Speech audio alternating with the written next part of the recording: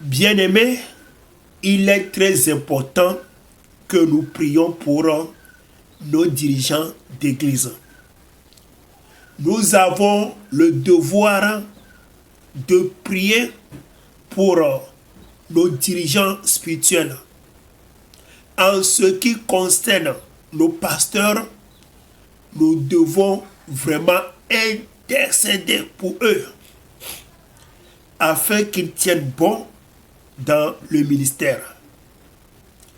C'est malheureux de nos jours que, au lieu de prier pour nos pasteurs, au lieu d'intercéder pour nos dirigeants spirituels, on ne veut pas le faire. Plutôt, on se met à les critiquer, à les persécuter, à dire de mauvaises choses contre eux.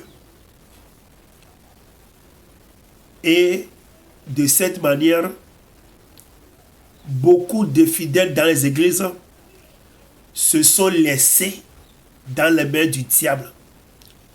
Et le diable les utilise sérieusement contre leurs pasteurs, contre leurs dirigeants d'église.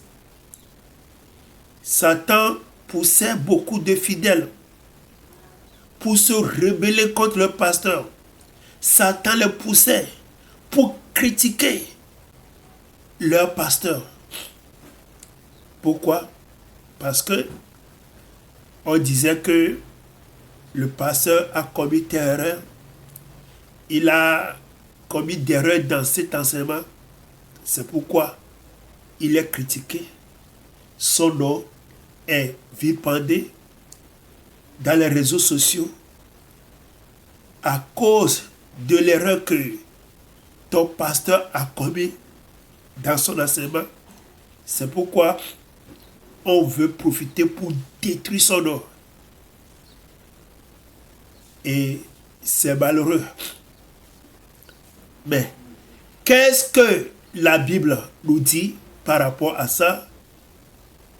Et quand nous lisons la Bible dans le livre des Éphésiens, chapitre 6, au verset 19e, l'apôtre Paul disait aux frères et sœurs de prier pour lui afin qu'il puisse bien prêcher l'évangile. L'apôtre Paul a demandé qu'on prie pour lui afin qu'il puisse bien enseigner la parole de Dieu pour qu'il ne commette pas d'erreur. C'est ce que l'apôtre Paul a demandé aux frères et sœurs dans l'église. Veut dire que pour nos pasteurs, nos dirigeants d'église, nous avons le devoir de prier pour eux, d'intercéder pour eux, de jeûner en leur faveur, pour que Dieu les utilise pour nous enseigner, pour que Dieu les utilise pour dire la vérité, pour que Dieu agisse afin qu'ils ne commettent pas d'erreur dans leurs enseignements. Vous voyez ce qui se passe de nos jours? Au lieu de prier pour nos dirigeants, au lieu d'intercéder pour eux, selon la Bible, selon la parole de Dieu, selon Dieu, nous, malheureusement, on a choisi de les critiquer, de vilipender de leur nom, de les persécuter. On a plutôt choisi la volonté de Satan, le diable, et de les utiliser, d'utiliser cette volonté du diable contre nos pasteurs. Vraiment, ça, ce n'est pas de l'amour. C'est la rébellion.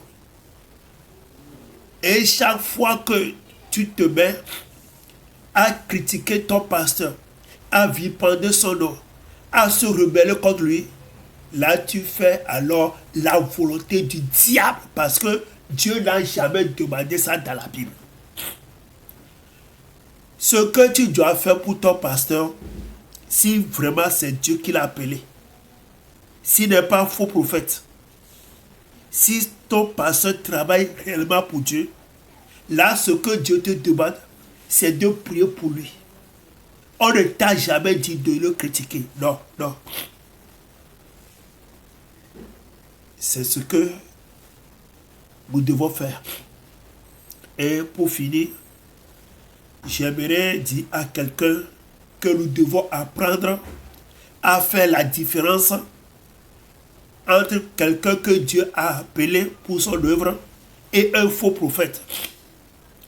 Un vrai pasteur, le diable peut le combattre jusqu'à ce qu'il va commettre d'erreurs.